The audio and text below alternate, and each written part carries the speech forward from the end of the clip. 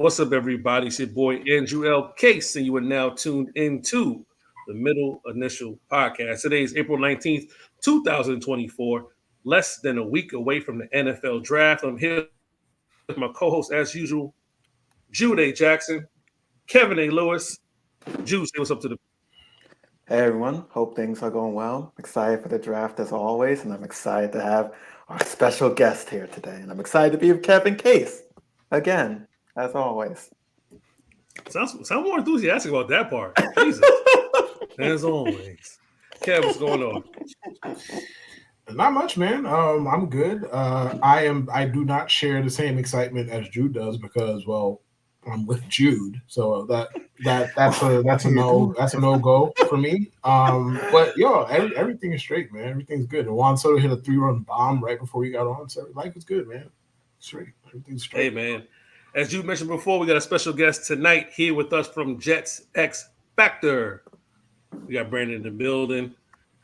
Brandyn, I'm not going to try to pronounce your last name, I should say. In my head is Pokrass. Ross because I'm Jamaican. So it's Pokrass. Am I close?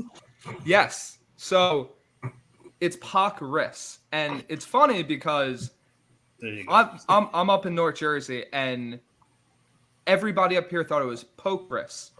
And I had to be like, no, it's Pokrass. But it also got to a point where I just stopped correcting people because trying to correct every single person you run into about your last name, and when they come up with a nickname for it, it just gets exhausting. But close enough. As long as you're not completely butchering it, I'm good with it. Hey, man, the Caribbean side of me saw that. I said, Pokrass. That's what I saw. Shout out to everybody. Not gonna lie. Right. Tell them, Kev.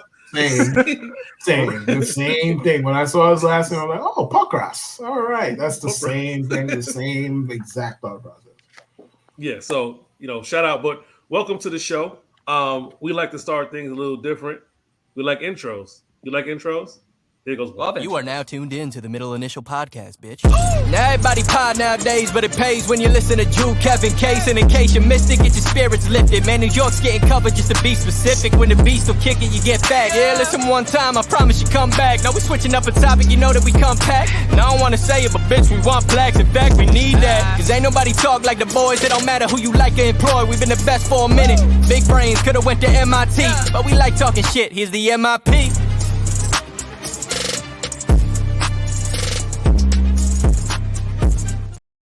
Still the best intro in the game. Shout out to I Am Thorpe for the intro. Let's welcome Brandyn to the show. Middle Initial Podcast, episode 162. Another year, another draft. We've been doing the show for 4 years, so this is our fourth draft preview episode. I guess it's safe to say we had some good drafts or a good draft and some controversial ones. And, of course, nothing more controversial than this draft coming up because we have a big decision at 10. Some people want tight end, Brock Bowers. Some people want to go offensive tackle. What's his name? Funaga? What's his name? Fushaga? I don't know. There's multiple. There's multiple. It's multiple. I just know one of them sounds like he belongs a part of the WWE group. You know what I mean? Hanging out with the tribal chief. I don't know. We the ones. I know that. He's going to acknowledge me when he blocks me. Yeah. Your tribal king. Yeah. Some of us want to go get. They want us to trade up for Marvin Harrison Jr. Some people want us to trade back. It's a lot going on, but. Before we get to that, Brandyn, tell the people a little bit about yourself and tell us about Jets X Factor. And another thing, before you get into that, I'm going to ask one question. Is Nani a real person? Yes. Does he exist? Yes. Okay. Yes. I've seen pictures. I've never heard him speak. Maybe I need to look harder. And I've never seen him on video. So you're his proxy right now. He exists. He's real. Yes, It's a real person. It's a real person. I can confirm it. Yes, I can confirm. Yes. Okay. Because I've never heard anyone say, "Yo, Mike's at the tailgate. He's at trick. He exists." Maybe he just That- staying yeah. in a dungeon in his house. He don't go nowhere. I just feel he's in a room with like 12 TVs, just locked into everything film, and just comes up with this. Just Yeah, comes man, out with everything. He got a fridge. He got a treadmill. He got some TVs, and he's straight. Like, he don't gotta leave. He got a bathroom right around the corner. He don't gotta leave. He does not have to leave because I just kidding. Thing. He does not have to leave because when I saw when Brandon was following us and I met him at the charity tailgate with Nick and Nick, I was like, oh shoot, Jets X Factor. I was like, isn't that Nanya's thing? I was like, I wonder. he's not a creative. He's not a, like, it might be Brandon's like creative personality. Like, yeah, I'm gonna give these guys somebody to hate. But tell us a little bit about yourself. Not how we got here. We know how we got here. We follow each other. Definitely. I just read one of your articles today. Definitely good work. Make sure you follow Brandon on the socials. He has his at in his title, but I do us all a favor. BPOK24. So tell us a little bit about yourself. How we got here today, as far as with Jets X Factor and everything like that, and what you've been doing. I know you said you're a double major. That's your master's, about to get something else. Yeah, so it's funny. I did not exactly have the most typical route to writing about football. So growing up my entire life, I was a multi-sport athlete. I played baseball. Baseball was my thing. High school comes around. I add football into the equation as well. Funny story is, I played football when I was 7, then didn't play up until high school, picked it up, and basically picked right back where I left off. So football and baseball in high school, played baseball in college for 2 years, and then the pandemic hit. And everything kind of started spiraling after that, in the sense of I kind of knew I was going to be done with baseball once I finished up my sophomore year. And there was this just giant gap, and I couldn't figure out what I wanted to do, because for the longest time I was thinking business or marketing and all these different things. And then it clicked for me, because I had always been pretty good at writing, and I had always loved sports. So lifelong Jets fan, remember the playoff games, vividly remember just the brutal stretches of mediocrity and controversy and botching uniforms, and the list goes on and on and on top of Mets, Knicks, rain. Just sports had basically shaped me into who I am, because I saw so much failure growing up. Damn. And so much ineptitude that it gets to a point where you're like, you know what, maybe it would be fun to cover this, because it seems like nothing's going right. But in all seriousness, I was looking for that avenue, and it started with a little bit of podcasting, and then I was lucky enough to get an internship with Jets Insider. So Right. I was with Jets Insider for 2 years. And this past summer, I jumped on board with X Factor and basically arrived from there. So it's kind of been, as I've been going through college, just finished up my undergrad last year, finishing up my master's degree this year. It's kind of been a whirlwind, and so much has happened in a very short amount of time that, the path obviously isn't finished, but I'm really happy where I'm at right now. And I'm really happy to be covering and writing about the Jets the way I am. And it's just fun, right? The ups, the downs, everything in between. It's just something I really passionately enjoy. And doing stuff like this, it makes it all worth it, honestly. No, definitely got a bright future ahead of you, man. Like I said, I've been catching up, reading your articles. You have your finger on the trigger not the trigger, finger on the pulse, I should say, of a lot of New York sports, even keeping up with the J. Cole, Drake, Rick Ross beef and everything like that. So you're out there. I didn't know about the athletic background. I did not know about the athletic background. What position do you play in baseball and football? So baseball, I was a second baseman for the longest time. And then I had a coach tell me, you're a horrible infielder, go play outfield.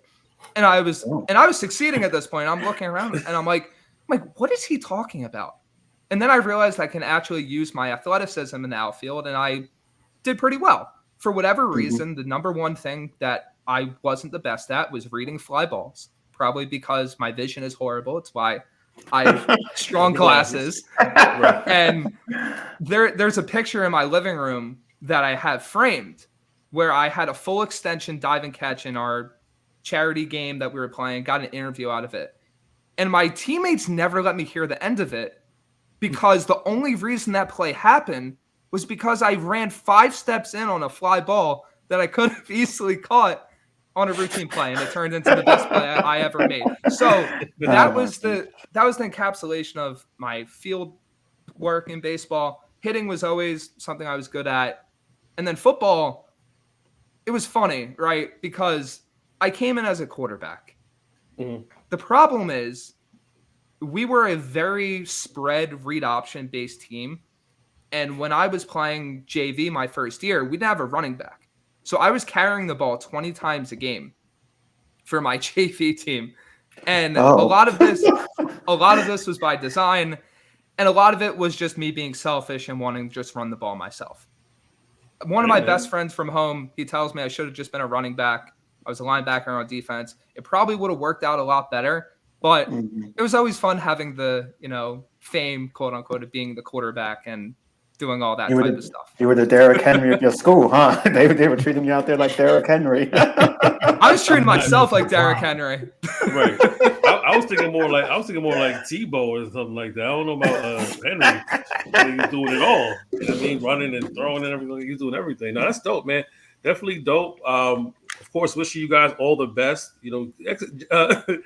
X Factor. I mean, well, not X Factor. Nani is, I guess, the more controversial of the pairing because it seems like people just hate everything he talks about, and I like it. I like his stuff, man. I like what he does. He definitely studies a lot of film, and he puts a lot of thought and effort into his work. In comparison to, I mean, I would love to have him on, on the episode, just to hear him talk about, the work, the amount of work he puts in, and how people react to it. But you guys doing an excellent job, doing great work over there. Like I said, I read your last article today. Definitely good stuff. Been trying to peek in every now and then to support what's going on. I know you're a Mets fan. I'm a Mets fan. Knicks, Rangers, all that stuff. So definitely rocking the shirt right now.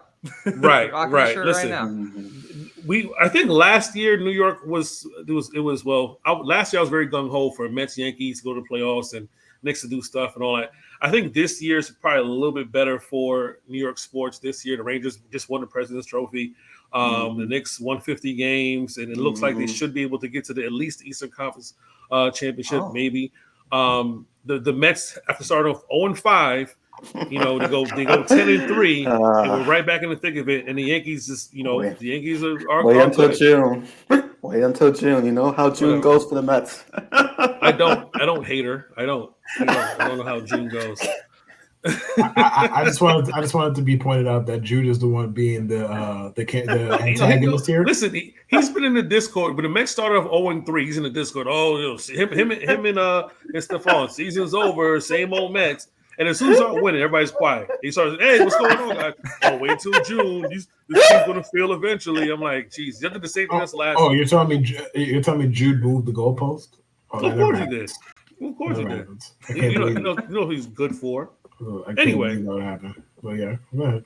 Let's talk about what we all are here for. When about all, I mean Brandon and maybe Kev. I don't know if Jude's here for this, but the 24 NFL draft. No, you're here. I'm only here for this portion, the preview of the draft. Listen, NFL is pretty much might as well be 24/7. I don't think there's ever been a chance to have a break from NFL. I'm not talking about football, period. People are trying to big up the UFL. I have not watched a UFL game. I'll say the same thing I said last year. You have to pay me to watch UFL, XFL football. I am not watching it. I'm not interested in guys who have no shot at the league. No shot to them. I don't miss football that much. We have college. We have NFL. It's good enough. I don't need to watch the G League of football. But for those who are deprived of seeing football action, but there's never really a break. The football season extends all the way until February, and then we're already talking about the draft. You know what I mean? And which comes in April. So it's never really a chance to break. Volunteer camp already started. Guys are coming in. There's never a break from football. So it's hard to not talk about football 24/7 these days. We try our best not to, try to include some Knicks stuff in there. You know, we have a baseball show. Black Diamond Pod is dropping finally. Guys, don't worry. Black Diamond Pod is coming out. They're recording on Sunday. That little snafu in the program and the scheduling and the talent, but we get it all together, and hopefully got some Brandyn could be a guest as a Mets fan. And maybe we get some Yankee fans to come on as well. But we're all here for the 24 NFL Draft preview. I'll start it here. The biggest story first was Caleb Williams, the Bears, what's going to happen. That story is now dead. Like, there's no one cares. It's pretty much, you know, Fields is gone, Caleb's a lock. There's nothing to talk about. The stories I think are interesting right now, and Brandyn, you can correct me if I'm wrong. What the Chargers are going to do at 5.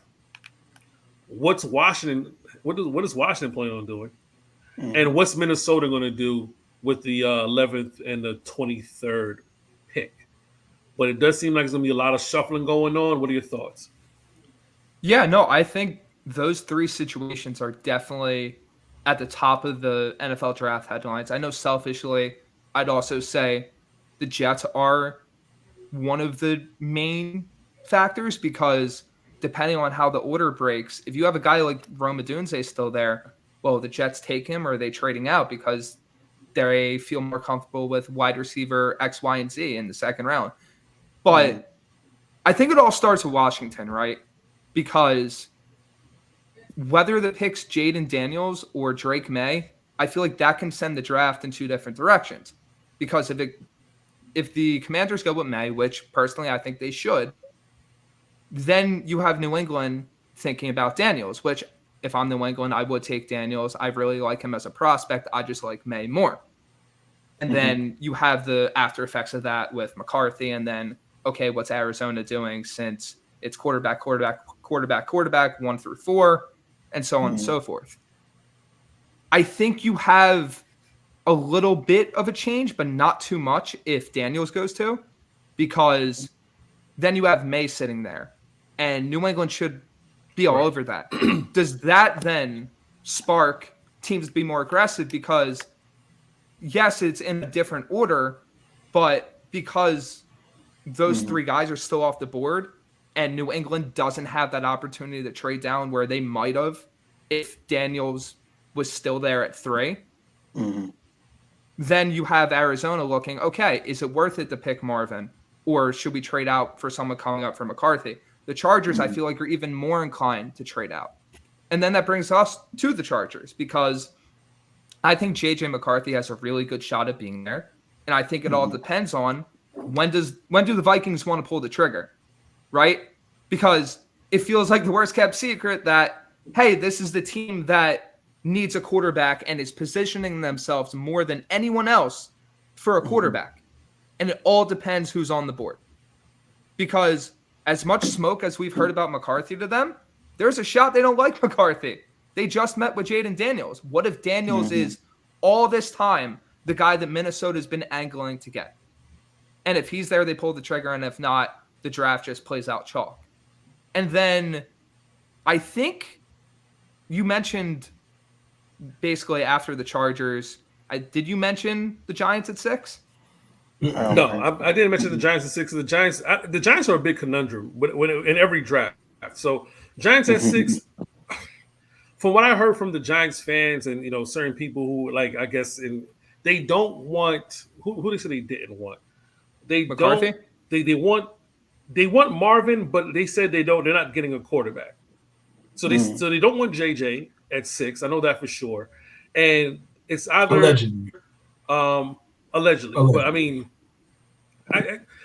the Giants are the Giants. I can never figure them out. I don't try to figure them out.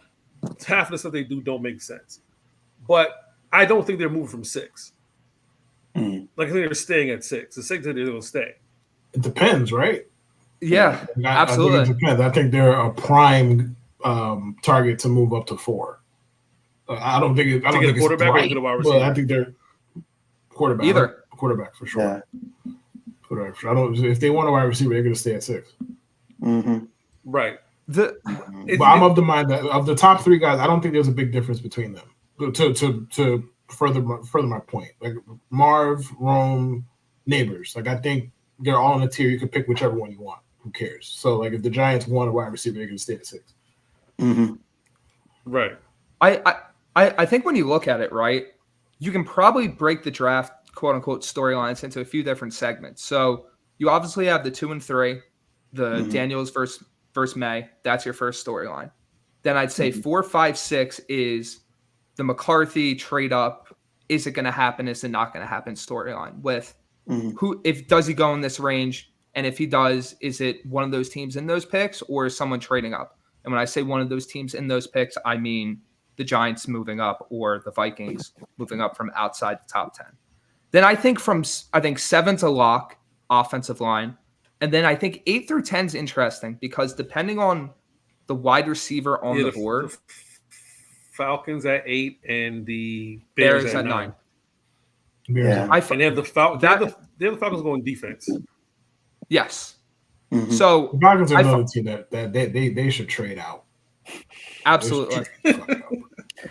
I have a question, Brandon. Like with offensive linemen, where do you see the first one being selected at? Because a lot of Jets fans still do want an offensive tackle. So where would you see like Joe Alt being selected, for example? Tennessee, 1,000%. Okay.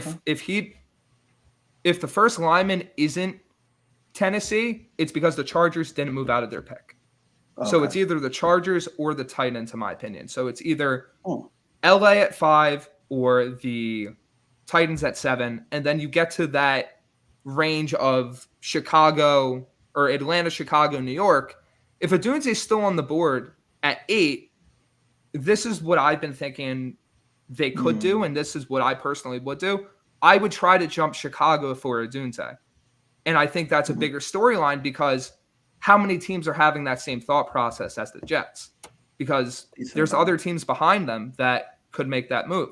What if Kansas City, and I know it's probably unlikely considering their cap situation, what if a team like Kansas City tries to jump the Jets for Odunze? What if a team like Buffalo tries to do the same? Because they see wide receiver, and we won't know this until draft night, as this extremely pressing need where they need someone to solidify that spot for the next 5, 6, 7 years. So I think in that top 10, you have your biggest storylines, but they're all segmented, and it all depends on who goes where, how this team approaches each pick, and the fallout of each pick. Okay. You had mentioned, I don't, correct me if I'm wrong, JJ to the Chargers? As a possible? No, I was no. Somebody would be trading for him. Well, somebody would trade. Okay. Yeah. Okay. No, I just want to make sure because somebody. Hey man, the way Harbaugh be talking about JJ McCarthy, it would be the funniest shit in the world. You would think so. It'd be this Herbert guy? Nah, bro. Right. I need some JJ in my life, baby. That would be funny as hell. You definitely think so. All right, Jude. Storylines that intrigue you the most within the draft. And just understand that I'm going to dunk on you regardless of what you say. So I feel this argument coming. I feel it coming, and I hope you're not going to bring it up. I want to see how far Marvin Harrison Jr. falls. I'm intrigued to see how far he falls because I initially thought he would be like top 3 pick right away. But since the Bears trade Justin Fields away, now it's going to be like quarterback. So is he going to fall to the Chargers? I personally don't think he gets past the Chargers, but if he does, will the Jets trade up for him? I want to see if Joe Alt somehow, some way gets past the Titans, what's going to happen then? Do the Jets trade up for Joe Alt? If somehow all the options the Jets want are at 10, does Joe Douglas go for the higher floor of an offensive lineman? Or does he go for a higher ceiling, per se, of a wide receiver or tight end? I personally don't see them trading out. I feel as though they want anyone for a win-now situation. So that's my thoughts, really. I'm mainly interested in Marvin Harrison Jr. Please. I feel this coming. I feel this shit coming. Hi, Jude. Long-time listener, first-time caller. I just have one question for you. Would we be talking about this if the Jets just lost those meaningless December games that they love to win? Well, thank you. I don't have the calculations for that, but I'm going to guess the Jets will be at what? 6. I'm pretty 7. sure. I'm pretty sure Brandon knows where we would have been at if we didn't Yeah, win like, the if the meaningless Jets Patriots finish, the game. Jets finish 7-10, right? If the Jets finish 5-11, where 7-10. would they be picking instead? If you know, I'm pretty sure if they lost those games, and if we're talking about the games to New England and Washington, they're probably they're no lower than 5, and they're probably at 3. Thank you, Brandon. Thank you so much. Thank you. But what did you say? What did you say, Jude? Are we still talking about those two wins? We're still that's what he said to us in the Discord today, by the way. Yeah, because I brought it up. I'm like, oh, you know what would have been nice? Not having to trade up if you would have just lost bullshit games in December like the Jets never do, because the Jets are the fucking 85 Bears of winning garbage games in December that mean nothing to nobody except the locker room. And it's like, well, you guys couldn't win in October, couldn't win in November, couldn't win in September, but now all of a sudden December comes around and here come the Jets just winning and shit. Like, all right, great. Right. Hey, look. And Jude felt those wins did something for morale, right, Jude? The wins were a morale booster. You and Salah had a lot. Wins are aphrodisiac, remember?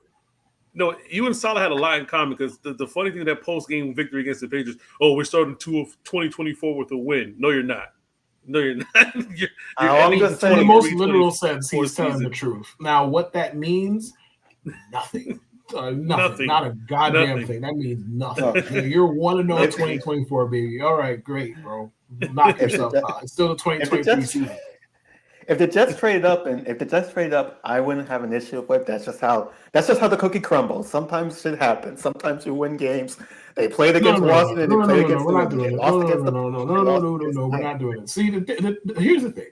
If the Jets did this once, I could understand this point of view. Well, hell, or if it came from anybody but you, because I remember what was going on in 2020 when you were. Oh yes, the fuck we are. I remember when you were arguing to death about how important it was for an 0-13 team to win. 0-13 team to win games. You got your wish, and then they got Zach Wilson. That should have been enough to get you off this bullshit tree. That right there should have been enough. Nope. I go back longer than you. I remember the Jets winning a fucking overtime game in Week 17 of 2007 to go from pick 3 to pick 6. Do you know who went pick 3 that year, Jude? Matt Ryan. Do you know who the Jets picked that year, Jude? Who was it? Vernon fucking Golson. I'll tell you. That's who they picked. Yes. So he doesn't have a sack, right? Picking no sacks in the NFL. Yeah. He doesn't have anything. What did he got as many sacks in the NFL as we do, bro. None. Zero. None. So he got a jersey and a helmet. That was it. And some money. Good for him. God bless him. Hope he's having a good day. Look, all I'm just saying is that if the Jets somehow got Brock Bowers at 10, I think most people would not be upset with that. And they'd be like, okay, there's a reason the Jets are picking at 10. It's not the point. It's not the point. That's not the point. But I will say thank you for bringing Bowers up. I will say the Bowers thing, I think one unspoken part is, and I get why. I get why, because the Jets' context is we don't give a fuck about shit but 2024, right? I think that's fair. We can all Yeah. The thing with taking Brock Bowers at 10, and I understand 1,000%. He's not a traditional tight end. I understand it, and they say that about a lot of dudes who end up actually being used like traditional tight ends. Now, what the Falcons do is their business. They're the Falcons. They're incredibly stupid, right? Okay, so they do what they do. They're incredibly dumb. The 49ers use George Kittle more or less like an inline tight end. Now, obviously, George Kittle is one of the best blocking tight ends to ever walk Earth, so that's part of the reason why. But it's like, you take Brock Bowers at 10, right? And mind you, I'm not saying that's a bad decision. Do you? If you feel that strongly about the dude, take him. Like, I've seen the film. I understand, okay? The thing that's not talked about is, he has to be amazing for that pick to make sense. For the pick to be the right choice long-term and short-term. He has to be fucking amazing for that to make sense. Because put it like this. If Brock Bowers is the 6th best tight end in the league, that was a wasted pick. Oh wow! Like unless 5 of them are, unless we got Gronk, Jimmy Graham, like prime Jimmy Graham, fucking who's the kid of Detroit, Sam Laporta, and like 2 other like freak shows of tight ends. If this dude's the 6th best tight end in the league, you lost that pick. In my opinion, I understand that sounds crazy, and that's what it is, but the positional value does matter. To teams, it matters. To some more than others. Like we did watch in the last 6 years, somebody take a running back top 3. So yes, positional value matters to some of us more than others. But it has to come up at some point. I've yet to see that come up, and it's interesting to me that it hasn't. I'll besides the pushback from the Brock Bowers pushback, I'll save that for the storyline thing. There's been some smoke and there's been some blowing smoke.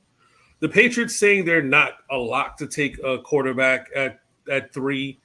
It feels like they were blowing smoke, right? But again, it's the Patriots. Harbaugh at 5, not taking a wide receiver, and the philosophy being that we're going to run the ball, and they just signed J.K. Dobbins. It's pretty much telling you that if he's not taking Dobbins? Yes. Yeah, they just signed Dobbins.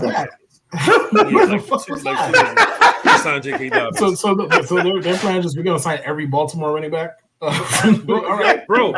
Like it doesn't seem like he's going to sway away from saying we're going to get offensive tackle. Like if he doesn't get one at 5, if it's not Joe Alt and he decides to go wide receiver, which he should go wide receiver. I think that's probably the pick that worries me the most.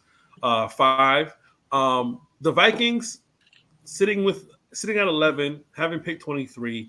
And just looking back at draft history about, trading up in value, they can get up to at least 4 where Arizona's sitting, and Arizona gets, 2 picks to go back to 11. But who does Arizona take? Does Arizona take Brock Bowers at that point in time? Because you could imagine that, the receivers are off the board by the time we reach 11, unless, and this is like go to Brandon's point, Chicago. So you're looking at, all right, we say 1, 2, 3 quarterback. Let's say Minnesota trades up to 4 quarterback. That's 4 quarterbacks. Now at 5, does your first wide receiver go off the board, or does Harbaugh get a tackle, or does Harbaugh trade back because he doesn't wide receiver, and someone trade up and they're taking a tackle, man. I feel like he has to take Marvin Harrison, though. It's like, who do the Chargers have a wide receiver? Have you met Jim Harbaugh? He doesn't. That's what I'm saying. Like, that's the thing about Harbaugh. He doesn't have to take it because he wants to run. They're going to turn that team into He's going to turn that team into a run first, like vertical bomb type of outfit. And not for nothing, I don't think that's like the world's worst idea. But like, bro, I can't name any wide receivers on any team outside of Josh Palmer. Like, who plays for them outside of Josh Palmer? Seriously, clue. I'm asking. No clue. There's no clue. I think I might be lying by saying somebody named Quentin Jackson. Am I right? I might be lying by saying Quentin Johnson. Yeah, they draft. Yeah. Yeah. Oh, that's. I was, but that's what I'm saying. 1 through 5 could be a whole entire shit show. It could be 4 quarterbacks. A non-wide receiver at 5. Go ahead, Drew. Have you ever seen 4 quarterbacks taken back to back to back to back, though? Like, has that ever happened? I don't think so. Yeah, I think the closest we've had 3 quarterbacks picked in a row, and that's only because San Francisco traded up to take Trey Lance. When it was a 1, 2, 3. 1, 2, 3, 4, no, but it's possible because Arizona's like, listen, we could take a wide receiver, but if we know that Minnesota is going to give us this great value, and we know that Harbaugh is not going to take a wide receiver, it's possible where we're sitting, can we get a wide receiver? Now the Giants the Giants should definitely, if that happens, the Giants should definitely take a wide receiver at 6. 7, he's going to be alt. 8, Atlanta's basically showing hole for edge, and then at least Chicago at 9 take a wide receiver, and the Jets at 10 could sit there and say we could take Bowers, we could take a wide receiver, like. That would play out perfectly. Right. That would play out perfectly. Or they could take a tackle, right, Case? No. How would you feel if they did that, Case? How would you feel if you did that, Andrew? All right. So this is my whole thing with the draft for us sitting at 10. I have it at a flow chart. If we're at 10 and Brock, Odunze, and what's his name, Fashanu, whoever's at 10, and we take a tackle, I'm turning the TV off. And wherever I'm at, I'm walking away. We take a tackle when there's talent, I'm walking. If we're in a bar, if we're on live stream, I am walking out. I am done. Because that would literally make no sense for us to take a fucking tackle at 10. My other flow chart is if we're sitting at 10 and the option is Bowers in the tackle, take Bowers. That's just take Bowers. He's a weapon. But but my perfect flow chart is we're sitting at 10 and we trade out of 10. Because after 10 we have 72. After 72 we have one I feel like 132 or something like that in the fourth round, something like that. And then we have no fifth round pick. We have 1/6, and we have the last 2 picks in the 7th round. The Jets need assets, bro. Joe Douglas said he likes 10 players in this draft. 10 that he wants. And I'm pretty sure out of it. Why are we quoting Joe Douglas? No. I'm calling Joe Douglas because of this. Because his 10 is going to be 3 players and 7 undrafted free agents. That's what his 10 is going to be. Like if he said he likes 10, 3 of them he's going to draft, and the other 7 are going to be undrafted free agents because he's not finding 10 people with those picks. Not with those picks. That man didn't mean that. He's lying, just like everybody else. Lying. I'm supposed to believe out of however many draftees there are, he likes 10 people. I'm supposed to believe. What kind of sorry ass draft is this? Where he likes 10 people, bro. 10. If you follow Joe Douglas in his tenure here, Joe Douglas doesn't really blow smoke about what he wants. And Brandon, you cover the team in depth. Does Joe Douglas come across as someone saying, "Well, I'm gonna go left, but I really want to go right"? Correct me if I'm wrong. Because I feel like he doesn't blow smoke. I feel like not as much anymore. I feel like beginning of his tenure, he was very much like that, where he would say one thing and then the complete opposite's happening. I think he was purposely being obtuse today in the sense of not trying to obviously tip his hand of what he's trying to do. Didn't really shut anything down. Didn't really say they're doing anything. I think the quote of him saying he likes 10 players is more so alluding to the fact that they're going to draft 10 players, even though if I was a betting man, I don't think they're making 10 picks in this draft. Neither. So it all comes down, obviously, to, as I've said, how the board shakes out. My favorite option would be to trade out, to recoup the second, recoup another later pick, because if you trade down, right, whether it's wide receiver or offensive tackle, the 2 positions they need the most, there's a high likelihood a really good player is going to be there, right? Fair. Whether it's Troy Fautanu, who is probably my favorite tackle option even at 10, or Brian Thomas Jr. or A.D. Mitchell, right? There's going to be a guy there.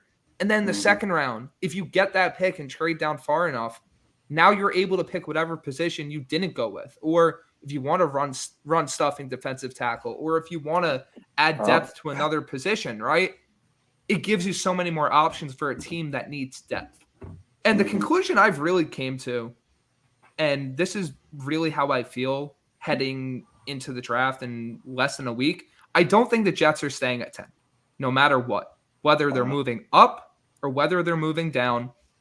I simply don't think they're going to sit on their hands and let the draft come to them.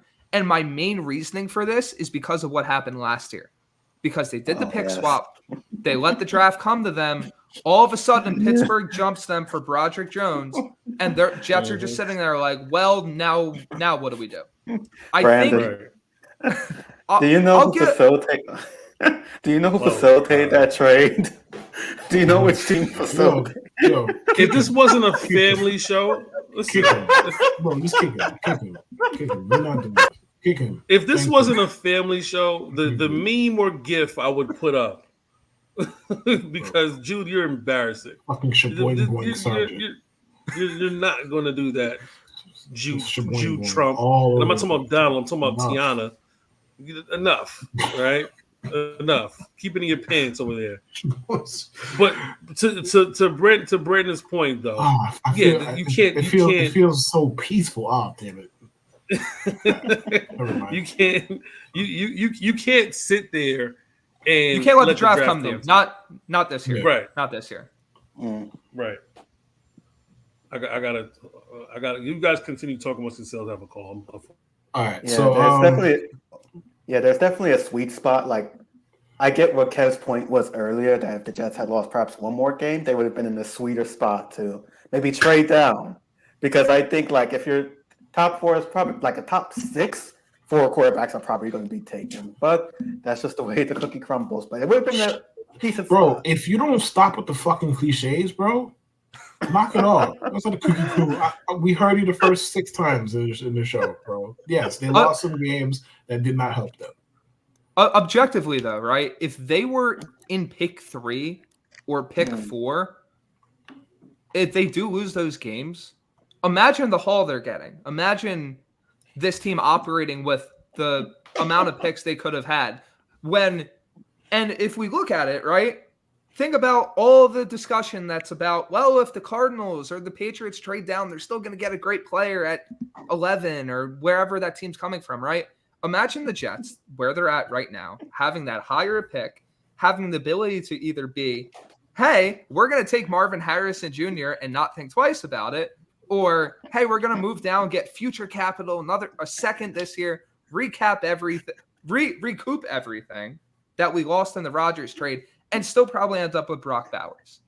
I mean, look, I get the line of reasoning for the games, winning the games, but objectively, it hurt them really badly. And that's the thing. People are going to root for what they want to root for. That's fine. That's fine. The cops, okay? I'm not going to tell people what to root for.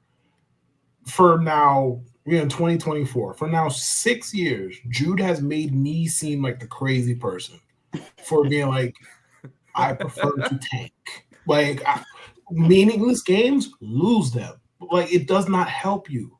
Like, the only people it helps is the people in the locker room. And hey, I'm not gonna sit here and say, hey, fuck them people. They play for the team. They feel good in the moment. But I'm gearing this at the people who are now complaining about where the Jets might be or what they might do. Every year. But you are the same people who are rooting for them to beat the Patriots in Week 18. Same people. See, at least I can say for Jude, he ain't complaining about who they might or might not take. At least I can say that for him. But there are people, and I'm like, bro, I saw you on the timeline rah-rahing over a bullshit win in Week 18. Now you're like, oh, well, we might not be able to get a wide receiver. That's the point. Yes, this is what happened. My whole stance on tanking is I'm never going to basically tell players to lose games. You know, as someone that played sports, you're going to compete no matter what. And at the highest level, if you even take your foot off the gas a little bit, you're putting yourself in danger, right? But it's more so for what those games mean, right? At the end of the day, you can't objectively look at the Washington game or the New England game or whatever game down the stretch that the Jets won and be like, yeah, that's great for their future. No, it wasn't necessarily great for their future. It was good to, see Breece Hall run for all those yards. It was good to, in a vacuum, see the Jets win. But objectively, you lose those games, your team is in so much of a better spot to do anything they want. And it's crazy because they're still in a good spot this year with the number 10 pick. It would have been even better. Exactly. So rank in terms of desirability, rank what you want to see the Jets end up with as far as the first round draft pick goes in particular. Number 1, Troy Fautanu trade down. So this would be, I guess, like a team like Jacksonville or someone in the 15 to 17 to 18 range, or maybe Indy coming up for Bowers, like been floating out there. Maybe the Jets aren't as in love with Bowers as everyone has assumed they are. They get that second, and they're getting a guy like Fautanu or even Amarius Mims, who I would be thrilled with because he's in that situation. Is that the tackle from Georgia, or am I making that up? Yeah, okay. That's a Georgia one. Where that's a guy, hey, let him learn under Tyron Smith or Morgan Moses, whoever you decide, and you might have your left tackle of the future for 10-plus years, right? That way you're getting the second-round pick. And now with that second-round pick, oh, look, Lad McConkey we can get as wideout. Jets Ricky fans Pearsall. love Lad McConkey. Ricky Pearsall. Yeah. All these types of guys that could fall to the second round. Keon Coleman, which would give you something different. The wide receiver class is so deep to the point where my favorite option is you're getting the offensive lineman in round 1, and yet you're still picking up a guy that is going to be a day 1 contributor in round 2. That's option number 1. Option number 2 is I'm moving up to 8 for Rome Odunze. And why 8, right? 5, 4, 6, it's too high. You're giving up too much capital for a team that needs as many draft picks and as many depth options as really a team that is trying to compete needs. By only moving up to 8, you're most likely only giving up a 4th along with your 1 to move up 2 spots. You're ensuring that you get Odunze or Neighbors, whoever is there, and you're setting up your offense to be in a great spot. Now, the downside to that is you don't have as many picks, and you're probably not getting as high of a caliber offensive lineman. Why I feel like this is more on the realistic side, though, is we've seen how the Jets talked about Carter Warren. We know they still have a degree of faith in Max Mitchell. You'd select another developmental guy, but you're 3rd, and you could see the line of reasoning being, well, we're confident in these guys' ability to develop. We saw Odunze or Neighbors as this can't-miss prospect. We had to go up and get him. And at that point, in my head, I'm like, all right, they're going all in. They evidently know the line could be an issue. But now you have Odunze and Garrett, or you have Neighbors and Garrett for the next 5-6 years. Rodgers has an insane group of weapons, and you're rolling from there. Number 3. No, go ahead, Brandon. Go on. Number 3 for me, probably stay and pick Bowers, and that's a hair underneath that is stay and pick an offensive lineman. I see that as the same for me, where you're getting a really good player, but you're not maneuvering the board like I would prefer them to and what I truly think they're going to do.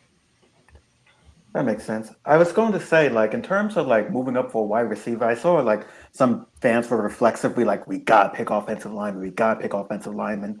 My thought was there have been more years than not where the Jets had like a decent like maybe slightly below average offensive line. But the problem was they couldn't move the ball because A, the quarterbacks kind of stunk, and B, they had a bunch of NPC receivers. Like, look at the receiving core from the last like 12 years. How many total receivers would you say are like above average? Like total 5, 4, 5?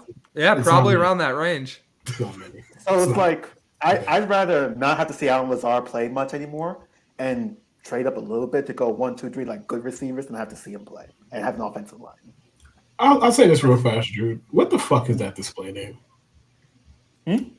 What the fuck is that display name? What is it? What is it? Jets won the game they needed to. Oh my god! Like, first of all, are we aware of what the word need means? Like, need? Which one of those wins did they need? What did they need them for? Well, morale. Mainly that Week 18 win, but I'm not going to go into it because I don't want to be real. Why did they need? We might as well, bro. We here. They needed that Week 18 win for what reason? Sometimes you gotta send Bill Belichick off with a loss. He was talking shit. Now he's in the snow, randomly in the snow. His team's awful. He's 4-13. He's watching whoever the fuck's Billy Zappi put up 3 points. Do you think he really cared that the Jets beat him in a Week 18 game that meant nothing for either party? I mean, he hates the Jets, so I bet he cared more than we think. Maybe not much more. He hates the Jets. And that result hurt the Jets. Oh, brother. You can stop me if I'm wrong. You can stop me at any point when I told you a falsehood. I have nothing to say. I have nothing more to say. Sorry, I have nothing more to say, but yes. But Drew, to your point about the wideouts, right? That would probably be my biggest argument about why trading up for a guy like Odunze would be worth it. Because everyone talks about, if we lose an offensive lineman, look who we have to start. If currently with the Jets roster, if Garrett Wilson goes down or Mike Williams goes down again, you're starting Alan Lazard. And if both guys go down, you're starting Jason Brownlee and Xavier Gibson, right? So objectively, You need to add more to that room and probably beyond the draft, whether it's an OBJ, an MVS. Obviously, not saying those guys would be upper echelon type players. Oh, but they're better than fucking Jason Brownlee. Exactly. So exactly. You want to let Brownlee develop this year and actually begin to work on his game, not throwing him back in as a starter when he probably needs that year to learn behind a Mike Williams, right? So wide receiver is just as big of a need as offensive line. And I just feel like offensive line gets way more, and it's very warranted, way more of that discussion than receiver. But there's a reason why the only two positions you're seeing mocked to the Jets in the first round are offensive lineman and some variation of a weapon, because they need both badly. Yeah. Brandon, I was going to say, I was talking to Discord about this, and one thing I was thinking about, and you can correct me if I'm wrong, but I feel like ever since when Andrew Luck retired, like 2019, because of all the injuries and everything, it feels like fan discourse in general has greatly overcorrected to like, if you don't have 5 like all pros or pro bowlers, your offensive line fucking sucks and you need to replace all of them right now. And it feels like the discourse has turned about that ever since we saw Andrew Luck get hurt. And it's like, what do you think about that? Do you think it's like, it's important to have like 5 pro? I mean, that's hyperbole, but you get what I'm saying. If a team has 5 all-pros or 5 pro bowlers on the offensive line, they better not be losing more than 3 games. Because it is highly, highly unlikely that will happen for any team, right? What you want is at least productive offensive linemen and offensive linemen that mesh together with each other. And I think where the discourse needs to head and where it eventually will head is, it's not necessarily about what that starting unit is. It's about the depth. And it brings up the point of why it's so logical for the Jets to pick that guy in the first round. Because you can have the best starting unit possible, but out of all positions in the NFL, and guys get hurt in the NFL all the time, offensive linemen probably get hurt the most. So it's very unlikely you are finishing the year, let alone 5-6 weeks, with the same unit you started with. And the teams that get lucky with that, and let's just say that how it is, get lucky with it, there are teams that go far. It's a crapshoot. And the teams that survive those injuries are the ones that have decent depth. So it's not about, we need the best center, guard, and tackle in the league. It's, no, you need 2 all-pros or maybe 1 all-pro or maybe an all-pro and a guy that's a fringe pro bowler. And then production from the starting level to the backup level. And when a team has that, you're in a great spot. And then that brings you to another point, which I don't think the Jets personally have, and that's a completely different discussion. You need guys that can help develop these offensive linemen. You need coaches that help develop the players and not leave them on their own. So Jets don't exactly have that at the moment. So the development drugs, that's the development. They're finding out which drugs are the best for healing injuries. That's the development. Rogers drug dealer. I mean, that's probably more than what Nate Hackett does, but I mean, I was going to say super quick. Nickel bags. It just feels like the gap between the first and like say 20th best offensive line to me is probably smaller than the gap between like the first and 20th best wide receiving group. To be honest, like I don't know. Well. Here's the thing. We asked that question. But I think with the offensive line, though, sorry to control. But I think with the offensive line, though, like the caliber of quarterback doesn't get spoken about enough.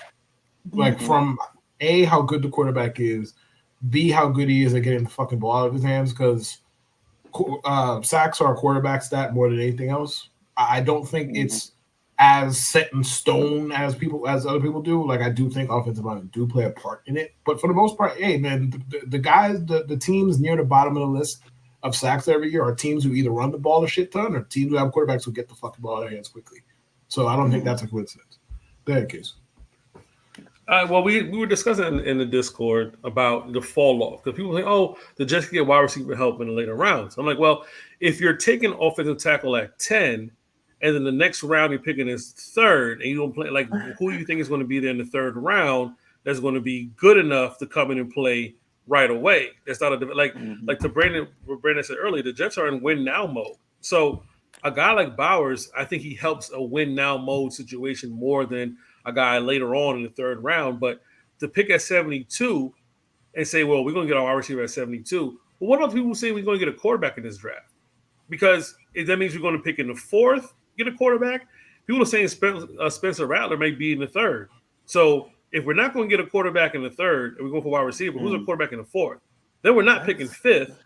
And then we're going deeper and deeper into the draft where it's like the talent pool is being less and less. So I'm on board with Brandon. You got to get out of 10. You got to get out of 10. The more we talk, the more I'm convinced they're going to do exactly that. Like the more we talk, like Brandon laid it out, and I'm like, I didn't think they were going to stay there in the first place, but now I'm very, very convinced that they're not. So, yeah, you can't stay at 10 and just say, well, tackle, tight end, wide receiver. Because somebody asked me, well, if they took wide receiver, would you be fine with them? I'm like, yes and no. Yes, I'd be fine with us taking wide receiver, but no, what like the second round, it's a whole round.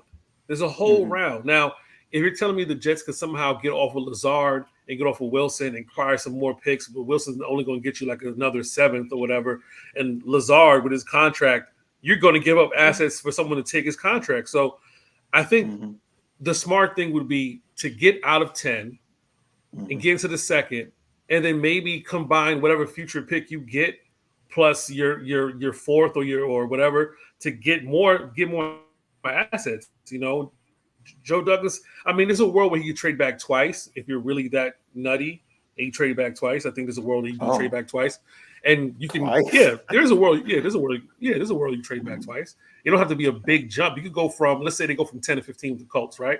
You get Colts 15, and then you get your second round pick, maybe a future, whatever. Because I think what the Mahomes trade was.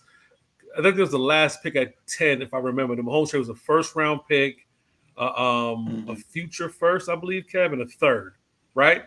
If you come up with that, a swap, a future first, which is not going to be, it's going to be a second. They're just going to make it easy for the Colts to say, hey, you know, if it were the Colts, give me your first, give me your second, and the future, whatever. The Jets could sit there and say, you know what, I'm not satisfied at 15, and trade back again to some other team, and still end up getting a tackle they want or whatever. Now you're going to intentionally take yourself out of the Brock Bowers sweepstakes, but at that point, do you care? Because now you're getting the assets that you need. You could pick something in the first, you could pick something in the second. You have a third, and now the draft outlooks look completely different. I just don't think you can sit at 10 and convince me to say one person is the answer for everything at 10. I just think Bowers could just serve as a hybrid / tight end wide receiver. I'm more leaning towards Bowers at 10 just because he could do a little bit more. It's a little bit more, but you know, I'm not. The right move is get the fuck out of 10. Get out of 10 is the right move. And like also, there's always the possibility, right? If they go with Bowers, what if they package both fours and a future second to get back into the second round of this year's draft and get that better offensive lineman? Like, there's different avenues they can take, but like I've said, I feel like it's a better move regardless to get out of 10, because as much as I love Bowers, I feel like Odunze helps more if you move up for him. And as much as I like Bowers, I feel like moving back and getting that offensive lineman still, and then getting another shot to pick a receiver or a tight end or another position that you feel like is necessary is better than just standing pat. And as I've said the entire show, it all depends how it plays out, right? We're talking now about what the Jets should do. Draft night, what if the Cardinals and Chargers, for example, take two offensive linemen, and all of a sudden we're at pick 6? Oh, Marvin Harrison Jr. And Harrison, Neighbors, and the Dunes, they haven't come off the board, right? Is that likely? No. But we've seen crazy things happen in the draft. Right. Yeah. And one of the things we're going to get into right now, crazy things, is top 4 quarterbacks. Maybe not in a row, but who do you have as your top 4 quarterbacks in this draft? In order. In order. Give me the cop out. In order. Caleb's number 1, because there was a point in time where I felt like Drake May could take him over, but then you sit back and think about it again. what he had to deal with at USC this year was just insane. The fact that if he didn't score, they were giving up points and he would immediately be in a deficit. And the fact that he had to make so many different things happen with a weapon group that wasn't up to par with what he had the year prior. There's just so many different things I feel like he can do on the field that the other guys in the class don't do consistently enough that I can't rank Caleb any lower than 1. Number 2 for me is probably my favorite player in the class in Drake May. There's something about the way he operates on the field where when I've watched him, I'm thinking in my head, are people missing things with him? Because he feels like, and I'm not saying he's directly what Herbert was, but he feels like another guy in the Herbert mold where his situation caused a lot of different things to go wrong for him this year. Whereas if you watch him in 2022, he's arguably the best quarterback in college football if Caleb didn't exist. The way he was just firing the ball all over the field and making every possible throw and really good athleticism, his ability to get out of the pocket and make different things happen. I just feel like outside of Caleb, every quarterback is more situation dependent. I'm very confident in May's ability to be a really, really talented and really good quarterback.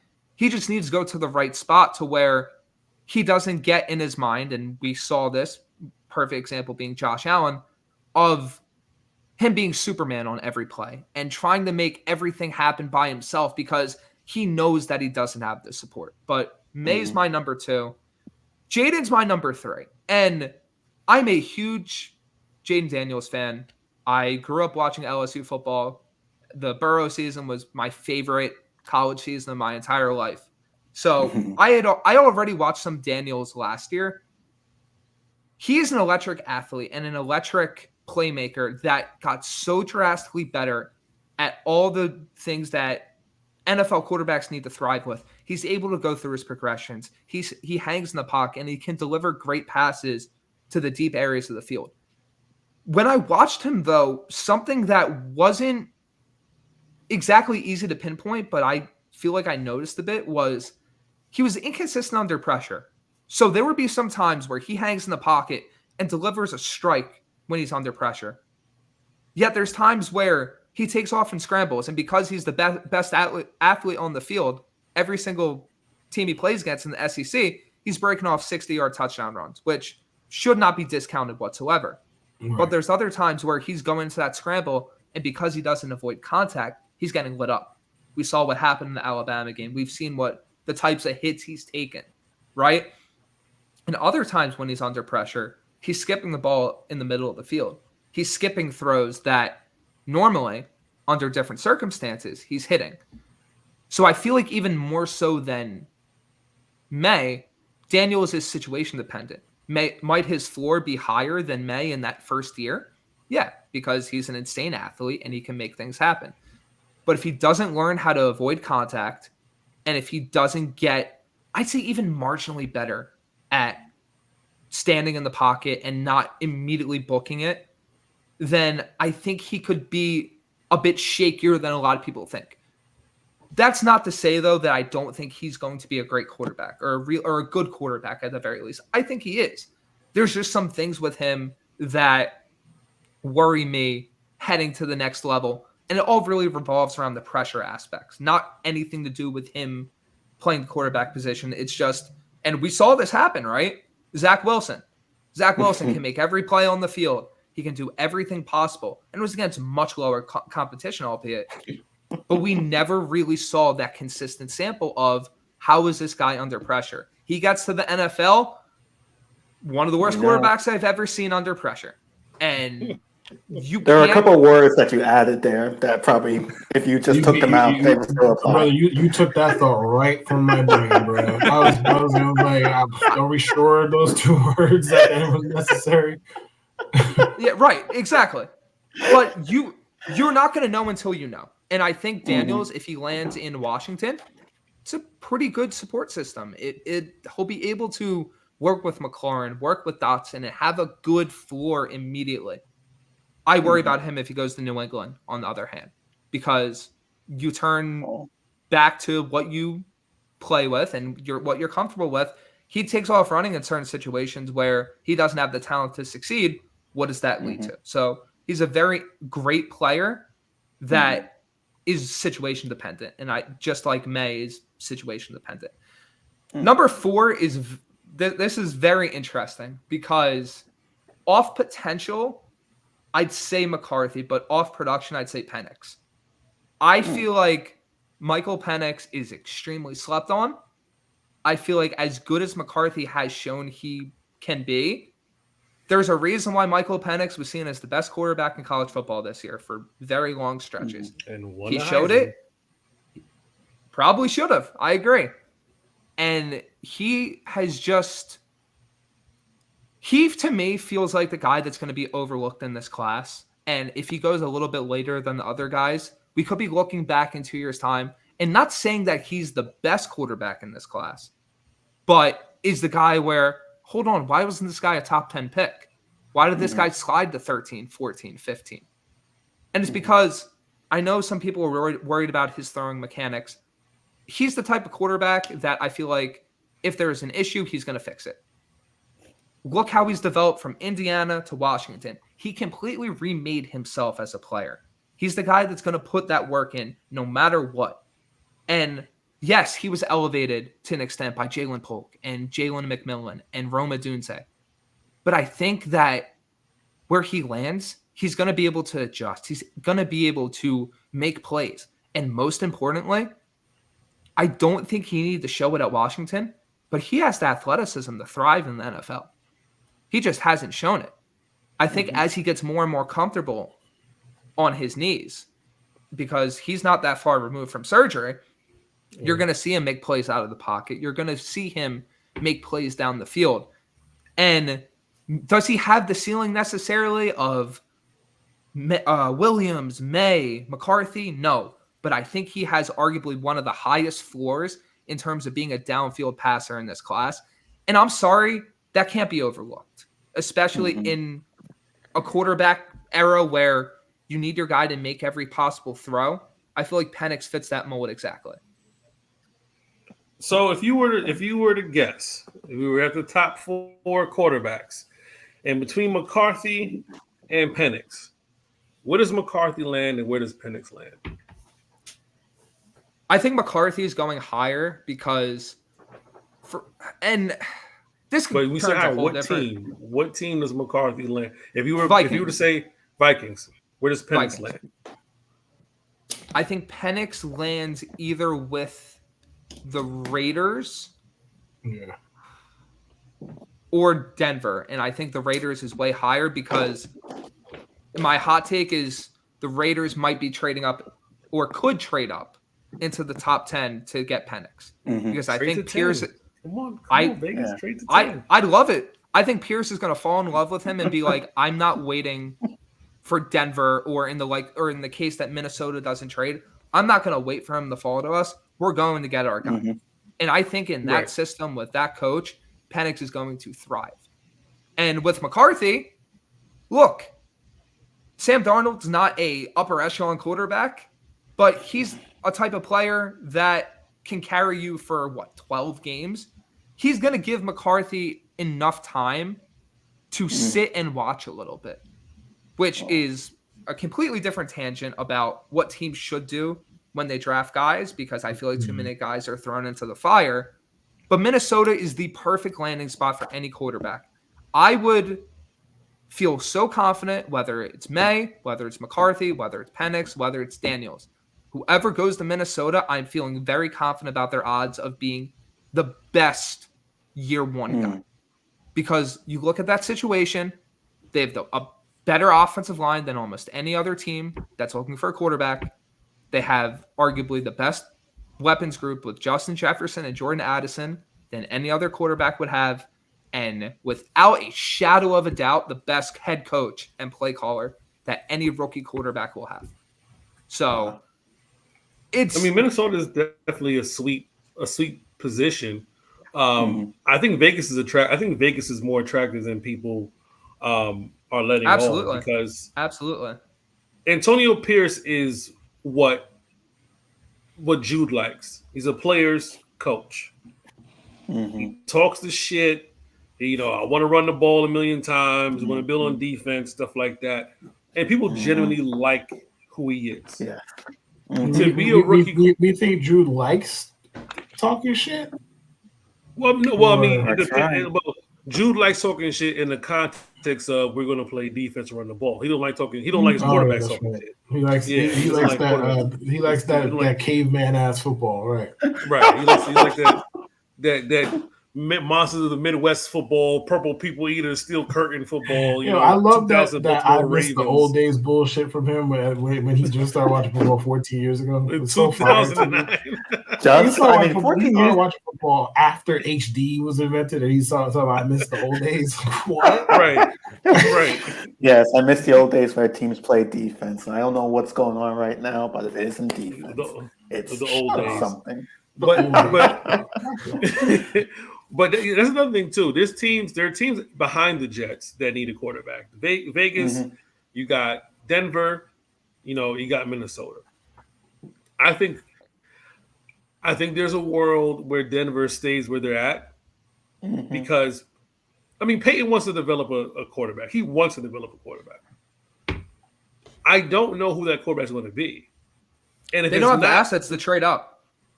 They don't, right. And if not those guys that we mentioned, it's going to be a reach. And could that reach have as their starter right now? Jared Stidham in Denver. Stidham. Oh yeah, they're going to trade up. Yeah. Could that reach? But could that reach be a Bo Nix to Denver? Because there has to be a reach. I think JJ McCarthy is going to be the biggest reach in the draft. I think it's going to be the biggest reach. I don't see it in JJ. I think the way Harbaugh plays, he coaches that. Listen, they ran the ball more than he threw the ball. And in the 2 years he started, they ran the ball way more than he threw the ball. People talking about pro style and everything like that. I've seen some tape. I feel a little Zach Wilson 2.0 in him, where it's like there's a lot of. All right. Is it because of his face? All right. Listen, he looks like Zach. He looks like Zach. The only difference is he plays for a bigger program, and and he won a national championship. This is not some staunch JJ McCarthy defense, but him and Zach Wilson are nothing alike. No, I'm not saying they're alike. I'm saying what I'm feeling is the overreach to say he's top 5 or whatever. I feel is an overreach for JJ McCarthy. In comparison, so you feel like the situations are similar. Okay, fair enough. Right. I'm not saying I'm talking about play style. I just feel like what's like the hype behind it. But Denver has to get a quarterback. And I feel like they're going to overreach and go for a Bo Nix because what else are they going to do? What else is Denver going to do? They don't have the assets to trade up. What are they going to do? And Sean Payton is such a freak. They could trade down, yeah. They could trade down and get Bo Nix. But Sean Payton is such a fucking maniac. I think he's hell bent on getting his own quarterback and proving that, hey, I don't need a quarterback. I can develop my own. Because he developed Drew Brees. No, he didn't. Drew Brees was nice in San Diego. That's why they took the $85 million hit to get rid of Russ, right? Oh no, please don't. We're not talking about Russ right now. We're not talking about Russ. We're talking about the Denver Broncos quarterback situation. Russ is in that place where your hat's from. That's where Russ is at. We're not talking about Russ right now. I'm just simply asking, since you called him a maniac and he wants to develop his own quarterback. I'm asking you, is that why he took the $85 million hit to get Russ out of his face? Yes. I'm just simply asking. Yes. That's all I'm asking. Yes. Okay. He's a maniac. Okay. He's a maniac who's looking at $85 million hit. Yes. So are Absolutely. you. I'm not a maniac. I have that in common. I'm not a maniac. This take is maniac. This is maniacal. Yes. What? This take is maniacal, my brother. What take? We're not gonna derail the show. You already tried to. We're not gonna derail the show. No. I was getting my little jab and I was gonna walk back. No, anyway. I'm not. Yeah, let's move. Anyway, I have no Denver is desperate enough to go nuts with quarterback in this draft. There could be 4 quarterbacks. There could be 4 quarterbacks taken in the first round. Back to back.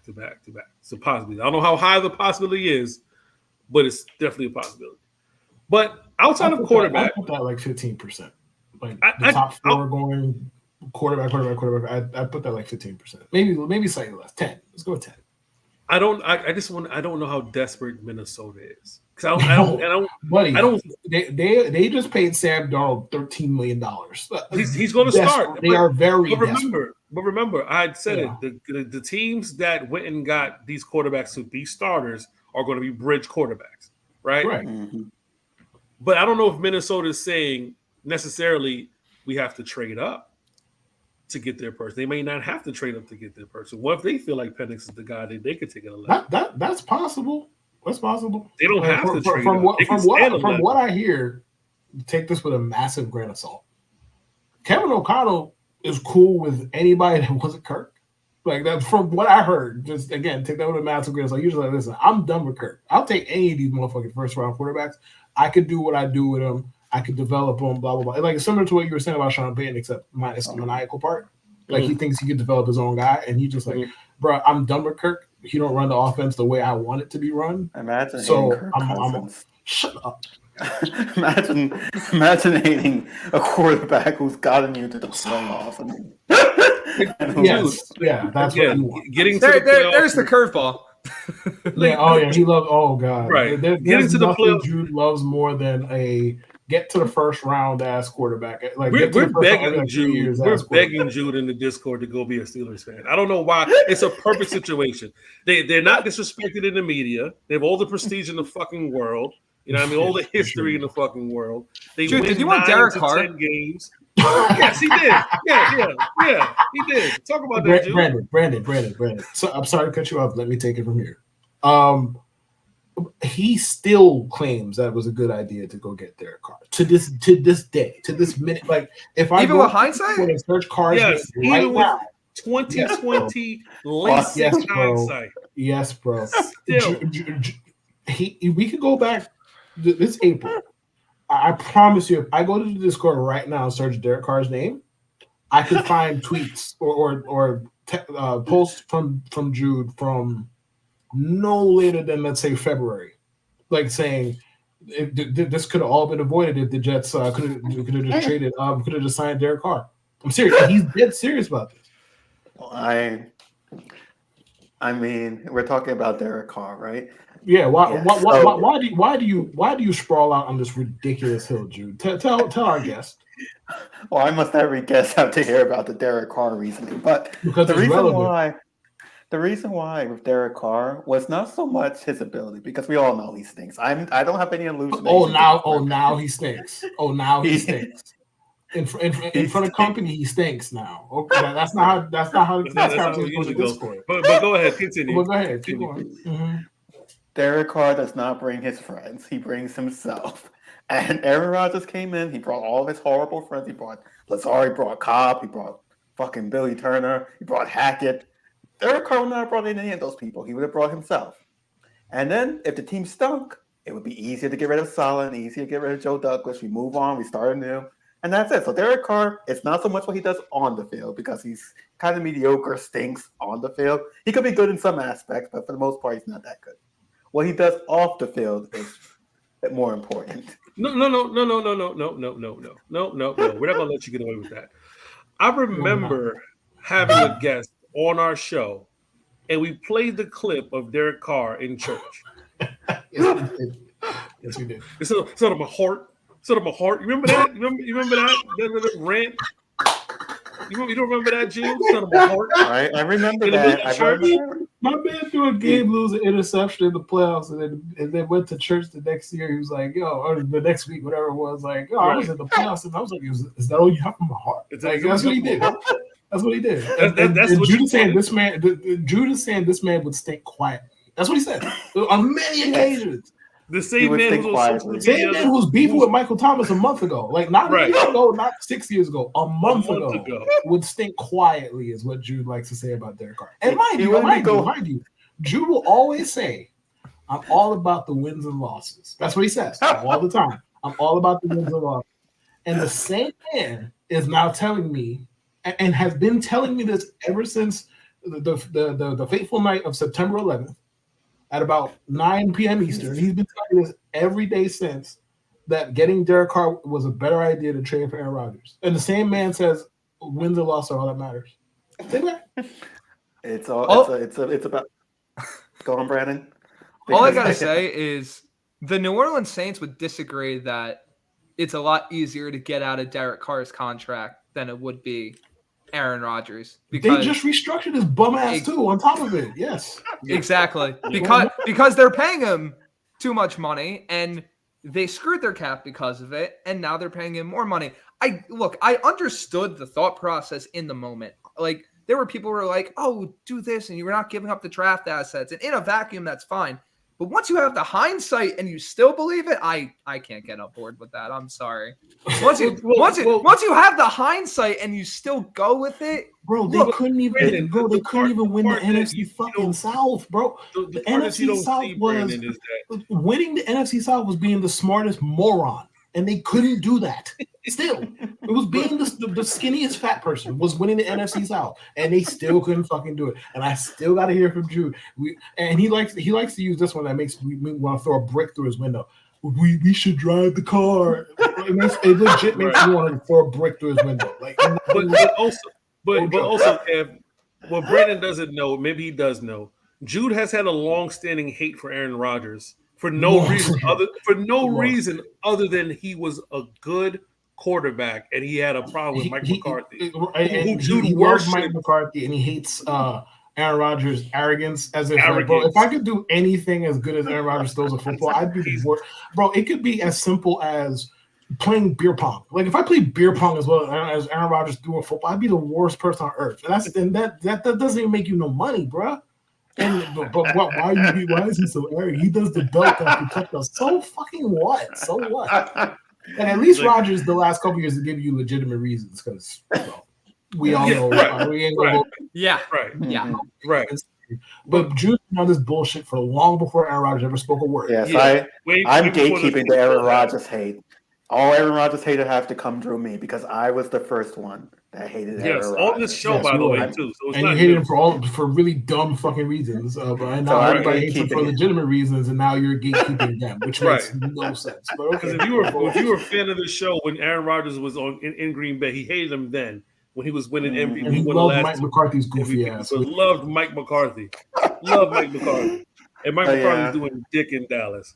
But yeah, I don't even know how we got on the topic of Derek. I don't know how we got on Derek Carr, but yeah, that was pretty Brandon asked. That's why. Because Brandon asked. Brandon asked, "Didn't you like Derek Carr?" Yes. Did you like Derek Carr? Which is a perfect question for the show. I'm so glad he asked that. Perfect question. Put you on the spot. Put your nonsense on blast. So everybody can hear this shit.